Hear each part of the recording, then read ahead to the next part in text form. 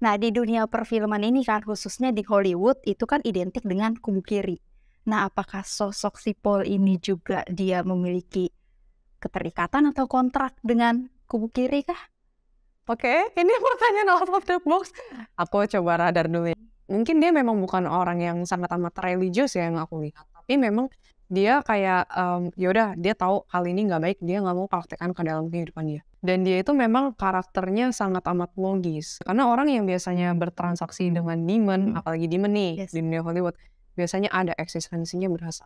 Jadi mungkin karena itu juga dia nggak terlalu berani melangkah. Dan memang sih aku nggak ngeliat ada sosok yang mendukung dia banget. Honestly ya, mungkin itu salah satu yang berpengaruh juga kenapa akhirnya dia nggak terlalu berani menuangkan ide-idenya dan mempraktekannya ke dalam kehidupan nyata.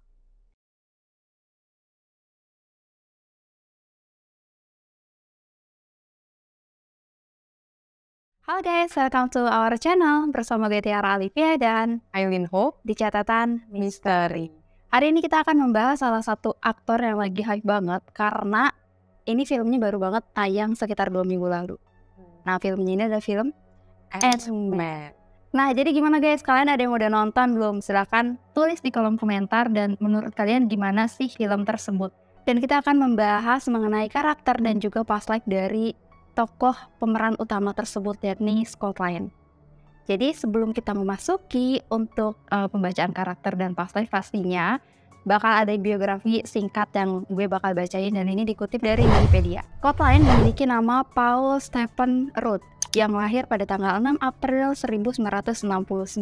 Nah, ia adalah seorang aktor, komedi, penulis naskah, dan juga produser di Amerika Serikat. Ia sudah dikenal karena memerankan banyak sekali film.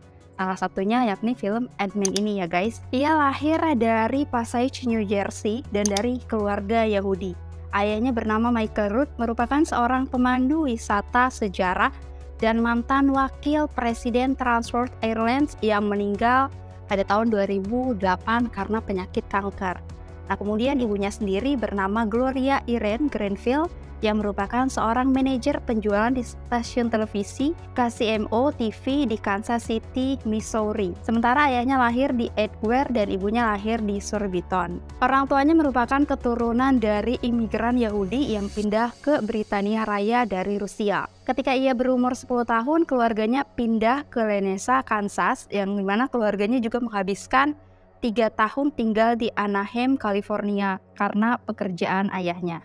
Dan ia telah mulai berkarir dalam dunia perfilman itu sekitar tahun 1995. Dan ini adalah beberapa film yang pernah dibintanginya. Dan gimana guys, kalian ada yang udah pernah nonton filmnya atau belum? Dari sekian banyak film yang sudah ia bintangi, dan kali ini yang membuat namanya semakin meroket adalah filmnya, yakni di film Ant-Man. Dan kita langsung masuk di seksi pembacaan karakter yang akan dibawakan oleh Aileen. Gimana Ceh, kamu udah nonton belum filmnya? Kalau yang terbaru sebenarnya aku belum, tapi aku pribadi pernah nonton Ant-Man itu yang sequel pertamanya ya. Dan honestly itu seru banget sih, dan dia keren banget. Keren. Nah, kan udah nonton nih, berarti udah lihat dong mukanya. Kalau misalkan dari penglihatan secara karakternya, dia tuh peran dia kan di situ agak-agak ada komedi-komedi selingan-selingan nggak sih? Iya. Nah, itu mempengaruhi nggak sih dengan kehidupan dia pribadi? Yang aku lihat sebenarnya dia bukan orang yang naturally komedian banget sih. Justru dia itu orangnya agak introvert pas aku radar dan scan tentang dia. Oh. Iya. Terus dia itu juga sebenarnya ya, dia itu orangnya benar-benar baik loh, dan dia tulus juga ke orang. Oke. Dan ada beberapa memori ini aku lihat kayaknya teman-teman dia nggak terlalu banyak banget deh yang benar-benar kalau teman secara in general mungkin banyak. Iya. Tapi kalau yang benar-benar dianggap sebagai teman dekat banget, aku nggak berasa dia punya banyak, dan dia itu memang nggak gampang terbuka sama orang, dan dia memang tipikal yang cukup hati-hati juga sih. Oke. Ada jarak lah sama orang lain, jadi nggak, misalnya udah teman dekat pun kayak semua apapun tentang diri dia spill gitu, bukan tipikal yang kayak gitu. Berarti dia lebih kayak tertutup nggak sih kalaupun misalkan dia mau cerita bener sama orang kepercayaannya dia? Iya, dia lebih percaya sebenarnya kalau yang aku lihat itu sama keluarga dia sendiri sih. Dan dia sosok yang emang sebenarnya sayang banget sama keluarganya dia. Ya, oke. Terus di beberapa momen memori dia, aku ngeliat dia sebenarnya orangnya cukup romantis loh. Romantisnya bukan yang tipikal yang contohnya kasih bunga, bukan yang gitu, bukan gitu. For me, ya itu romantis, tapi lebih romantisnya menurut aku karena dia orang yang cukup perhatian sama orang lain. Ya, dia sebenarnya memang punya sisi sweet nih. Aku nggak tahu ya di depan media dia tampak seperti sosok seperti apa, karena aku juga ngikutin kehidupan pribadinya dia. Tapi kalau yang aku radar dari memori, memang dia itu sebenarnya aslinya ya sosok yang cukup care sih. Dan ini ada sih beberapa memori, dia itu suka ngalah sama pasangannya dia. Dia udah menikah kan ya harusnya ya? Sudah udah punya 2 anak. Ya, dia berarti bener yang aku radar. Dia itu ada memori kadang suka ngalah sama pasangannya dia, which mean istrinya dia. Ya actually beberapa ngalah, beberapa emang kalah sih. Pengertian nggak sih jatuhnya kayak ya kita mengerti dan memahami istri nggak sih kayak gitu jatuhnya? Dia mencoba untuk memahami istrinya. By the way, untuk memastikan apa yang aku radar, boleh gak sih Kak Tiara sama tim research ya cariin istrinya dia seperti apa? Karena kan itu kan memori yang aku lihat, tapi aku butuh konfirmasi juga karena aku tim yang tidak research. Ya. Nah ini nih yang istrinya. Oh oke. Agak keras sih istrinya. Agak keras. Aku ngeliat memang di memorinya sebenarnya si Paulnya itu sayang banget sama istrinya dan memang benar sih suka ngalah. Jadi kayak contohnya momennya pas istrinya lagi kesel marah ya kan ada lah ya, ada orang pasti kesel marah. Bentar, masih butuh fotonya. Oh oke. Ya kesel marah, terus dia itu coba mengerti dan coba nenangin. Emang dia orangnya sabar banget sih. Si Paul ini emang agak sabar. Berarti nggak kayak biasanya kan kalau misalkan cewek atau pasangan lagi marah suka ikut-ikutan marah. Enggak. Menurut aku dia kategorinya orang yang sebenarnya cukup sabar. Nggak gampang emosian dan nggak gampang meledak-ledak. Oke, nah itu kan sebagai seorang pasangan suami ya. Kalau misalnya lihat dari sisi sebagai ayahnya nih di kehidupan pribadinya dia, gimana sih karakter dia sebagai seorang ayah ini? Dia itu sebenarnya menurut aku ayah yang di memorinya ya kebanyakan dia tuh sebenarnya kerja keras. Sebenarnya mencoba untuk membagi waktu untuk anaknya, tapi dia tetap lebih memprioritaskan pekerjaan dia. Bukannya gimana, karena dia merasa dia bertanggung jawab untuk keluarganya gitu. Jadi dia yang harus menafkahi anaknya, makanya dia demi keluarganya banget nih. Dia harus kerja keras. Ada sisi itu yang aku lihat. Nah di memorinya aku juga ngeliat salah satunya juga kenapa dia harus berusaha kerja keras.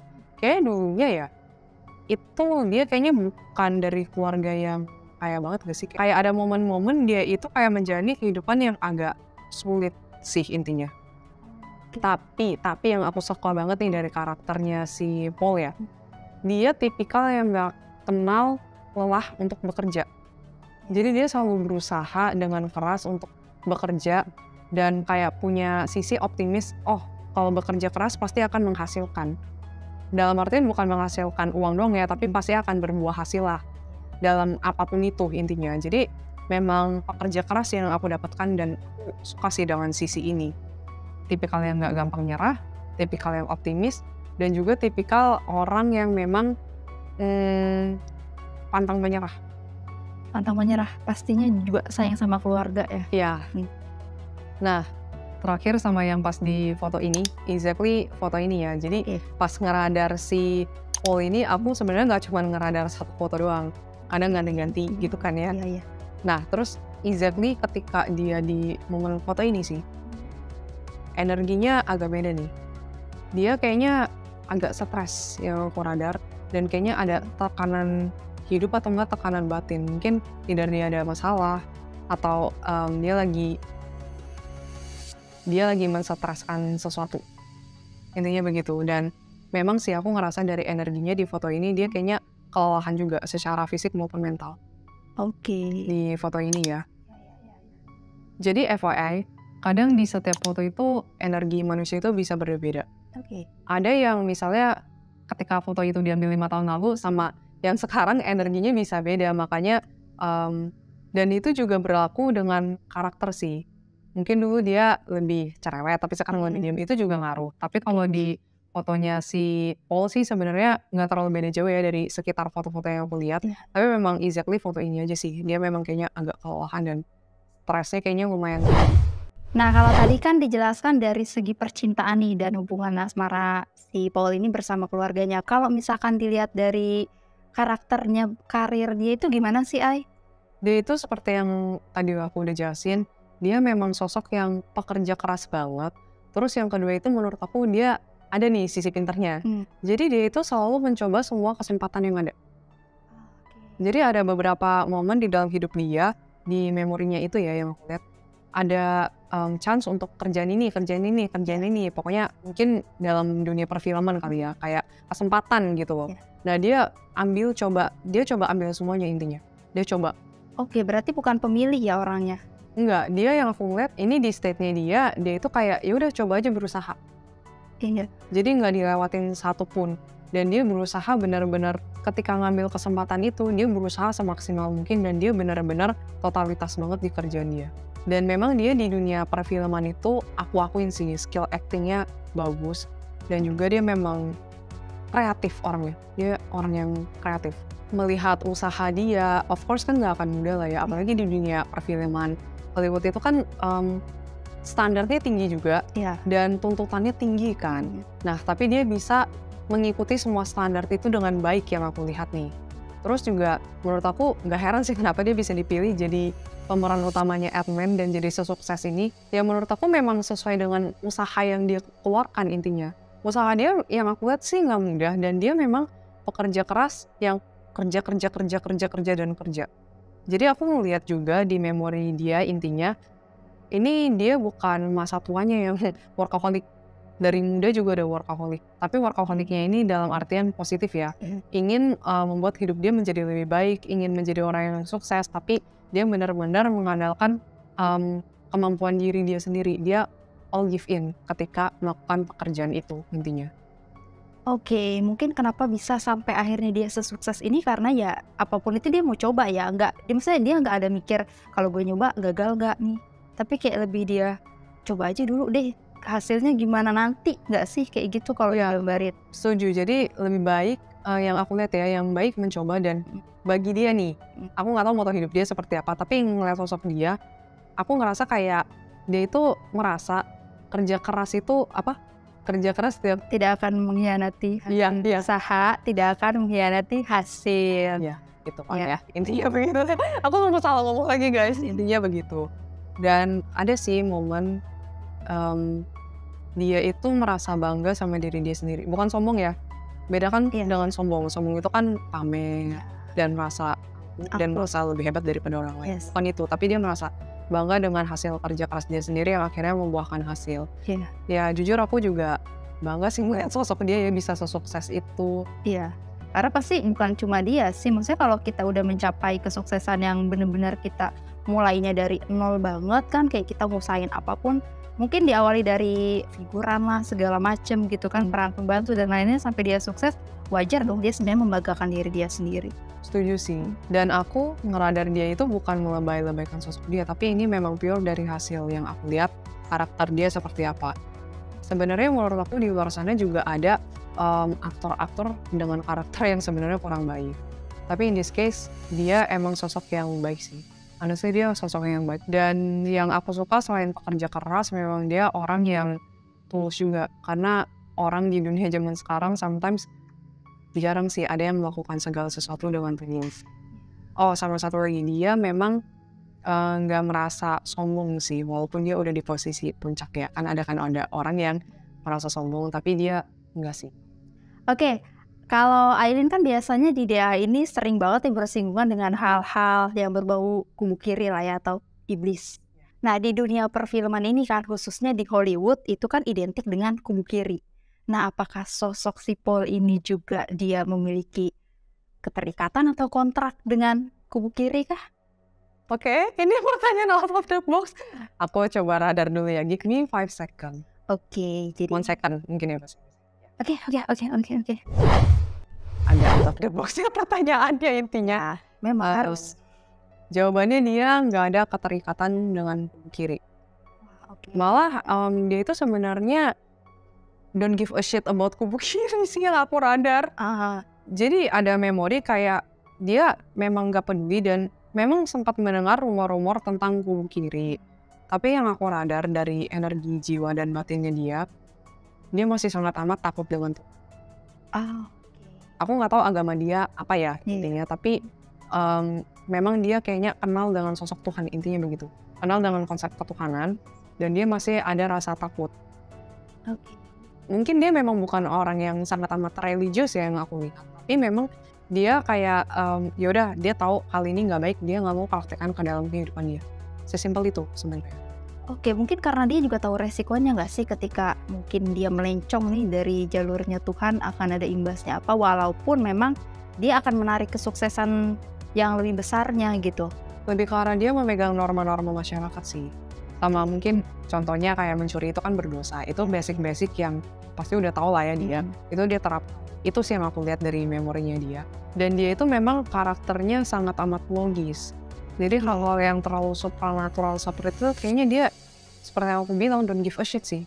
Kata-katanya sorry mungkin agak kasar, tapi aku mencoba menjelaskan dari abstrak yang aku dapat dari si Paul ini. Jadi memang dia nggak peduli dengan kubu kiri. Dia lebih mementingkan kerja keras dan usaha dia untuk meraih kesuksesan. Itu kuncinya.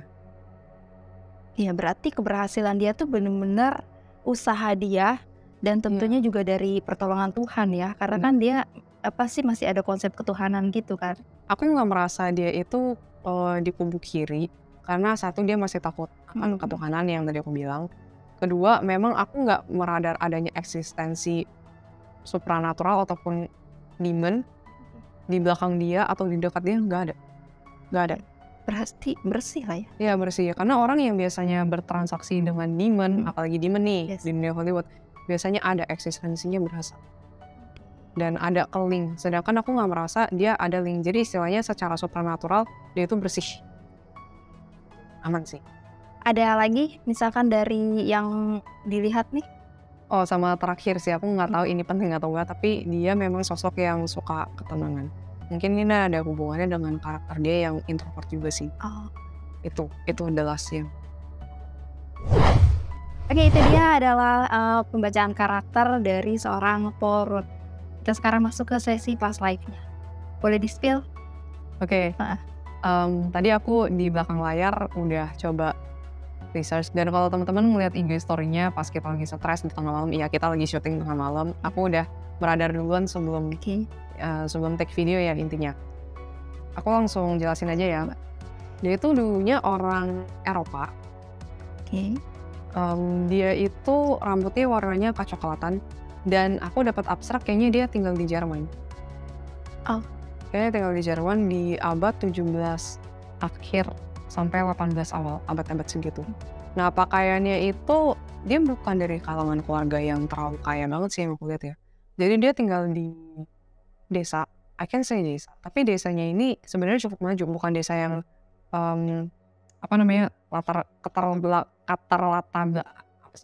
bukan desa yang keterbelakangan, intinya gitu. Cukup maju lah, soalnya dari masyarakatnya yang aku lihat yang tinggal di daerah village-nya dia, desanya dia itu pemikirannya udah lebih maju lah. Ya intinya. Nah kalau misalkan kesehariannya dia sendiri tuh ngapain sih, Ay? Di past life-nya? Iya, di past life-nya lah. Nah di past life-nya itu sebenarnya aku ngeliat dia sangat amat suka baca buku sih. Ya, dia suka banget baca buku. Terus dia juga sangat suka menulis diary. Wah, diary. Ya. Dear diary. Ya. Hari ini aku Oke, kayak gitu ya. Ya, dia suka nulis diary, dan dia nulis diary itu sampai tua loh. Dia bisa melihat. Jadi aku jelasin sedikit ketika ngeliat past life. Kadang yang aku ngeliat itu kayak bisa scene, gambar ataupun informasi, tapi langsung dapat informasinya banyak. Kayak contohnya ya, kayak dia lagi di momen ini visionnya ketika di past life-nya dia. Dia lagi duduk di meja. Dia kan tinggal di desa nih, tapi di dalam rumahnya itu jadi ada di kamarnya dia ini meja, terus depannya itu jendela, intinya begitu. Jendelanya dari kayu. Nah terus aku ngeliat momen dia itu nulis, pokoknya visionnya kayak gitu, picture-nya kayak gitu. Tapi aku dapat informasi tambahan nih, dia suka banget nulis diary, itu pertama. Kedua memang dia jago di sastra kayaknya. Oh, oke. Lumayan bagus kata-katanya. Dan dia itu juga ternyata orangnya kreatif. Jadi memang ternyata kebawa dari past life. Oke, nah kalau Iya. misalkan dikatakan tadi dia suka nulis diary, bisa ke spill dikit nggak sih baca apa kira-kira yang dia tulis? Lebih banyak kan ya tulisan-tulisan dia itu salah satunya cita-cita yang ingin dia capai dan apa yang dia rasakan Oh, dalam menjalani hidup atau enggak hari ini seperti apa. Tapi bahasanya bukan puitis sih, kayak bagus gitu, sastra ya, kayak sastra gitu. Bukan puitis lebay yang terlalu apa ya, puitis banget, bukan yang kayak gitu.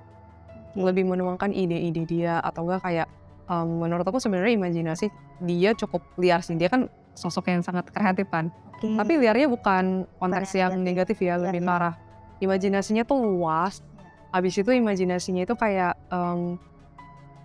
memikirkan masa depan itu jauh Oke. dan kreatif banget. Pandangannya ya, jadi ibarat kata mandangnya tuh kayak pandangan jauh ke depan gitu. Ya, lebih ke arah itu sih. Dia banyak banget menuangkan ide-ide dia di buku diary dia juga sebenarnya. Itu sih. Dia memang aku ngeliat dia bukan orang yang ambisius sih.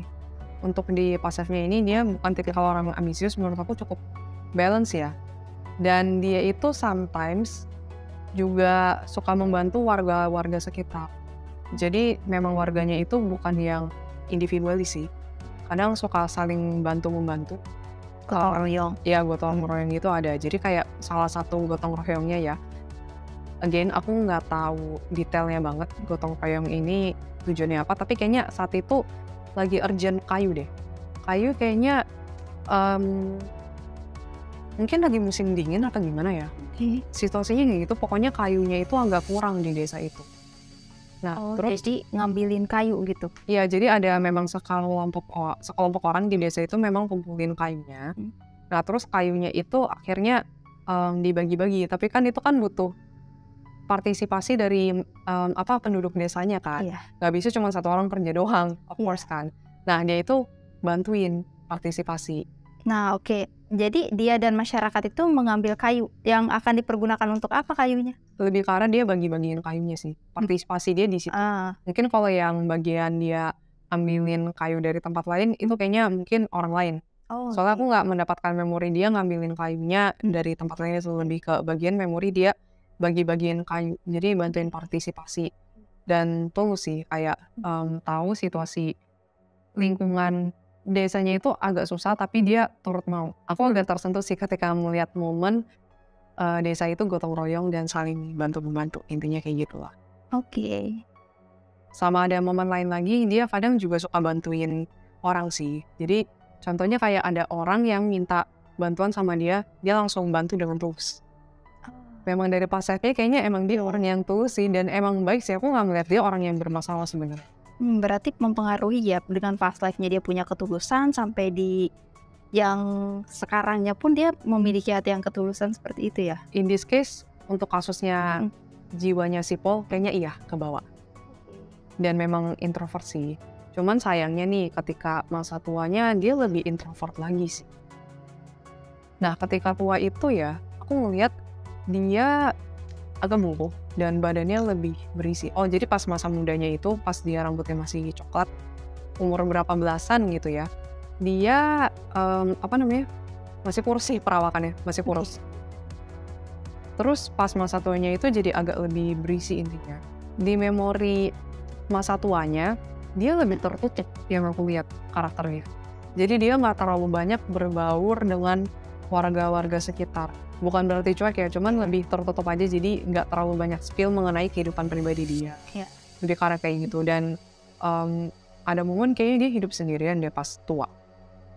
Oke, nah kita berbicara ini dulu deh. Kan tadi kan dikatakan bahwa si Paul ini itu memiliki jiwa juang ya, kayak dia mau berusaha kerja keras. Nah, kalau misalkan di past life-nya dia apakah yang sama seperti itu atau bukan? Nah, kebetulan kali ini karakternya agak berbeda nih. Nah, oke. Nah, dia kan memang sama-sama karakternya itu imajinatif kan, kreatif. Iya, ya Ya keren. kan, dan tulus intinya itu yang sama. Tapi sayangnya pas di past life ini dia banyak membatasi diri. Dia sangat amat banyak membatasi diri dia dalam berkarya intinya. Berkaryanya ini bukan dalam menulis dia hebat. Aku ngeliat emang dia bakat banget di past life-nya ini ya. Tapi si Paul ini di past life-nya itu dia kayak gak mau keluar dari zona nyamannya dia. Jadi kayak kebanyakan mikir kayak ya kalau nanti yang melakukan ini bisa gini, ya tapi aku mau begini, ya tapi begini. Jadi kayak gak mau keluar dari zona nyaman dan gak mau mencoba untuk trying to do it. Oke, berarti banyak mau, nggak mau melangkah gitu kan? Iya, dia nggak terlalu berani melangkah saat itu. Mungkin ada ini kali ya, sangkut pautnya juga dengan orang-orang sekitar kali ya, kan tinggal di desa. Mungkin pemikiran orang saat itu walaupun memang sudah maju, yang aku bilang sudah nggak maju, tapi kan juga tetap beberapa orang ada yang tertutup lah ya. Lebih ke arah itu sih. Jadi mungkin karena itu juga dia nggak terlalu berani melangkah. Dan memang sih aku nggak ngeliat ada sosok yang mendukung dia banget. Honestly ya, mungkin itu salah satu yang berpengaruh juga. Kenapa akhirnya dia gak terlalu berani menuangkan ide-idenya dan mempraktekannya ke dalam kehidupan nyata. Karena dia sama-sama mudanya banyak banget membatasi dirinya, walaupun dia memang sosok yang sangat amat imajinatif ya, yang tadi aku bilang, dan punya banyak ide-ide yang kreatif. Karena dia sangat membatasi, di masa tuanya of course dia mengalami banyak banget penyesalan intinya. Nah, ketika merasakan penyesalan itu, tiba-tiba ada abstrak alam yang memberikan pesan ke aku, dan pesan ini menurut aku pembelajaran untuk aku juga. Intinya pesan itu berisikan, jangan pernah membatasi dirimu sendiri karena kesempatan tidak datang 2 kali. Ketika kamu melakukan apa yang ingin kamu lakukan dalam hidupmu, you experience the life itself, dan kamu benar-benar merasakan hidup yang sesungguhnya. So, jangan takut untuk mengeksplor hidupmu selama itu positif dan baik untuk hidupmu. Karena sesungguhnya pengalaman yang kamu dapatkanlah yang berharga dalam hidup. Itu pesan abstrak alam yang tadi aku dapat. Oke guys, itu dia tadi mengenai karakter dan past life dari Paul Stephen Root ini. Nah, gimana menurut kalian, dan kira-kira siapa lagi nih yang bakal kita bacain lagi ya mengenai karakter dan past life? Dan jangan lupa ya guys, tetap di support channel kami, di subscribe, like, comment, dan share juga. Thank you, bye-bye. Itu bacain sendiri aja karakternya. Saya lihat fotonya, terus saya baca ya karakternya begini-begini, baru saya akan jelasin ke teman-teman aja. Anjir, kita udah mulai stres.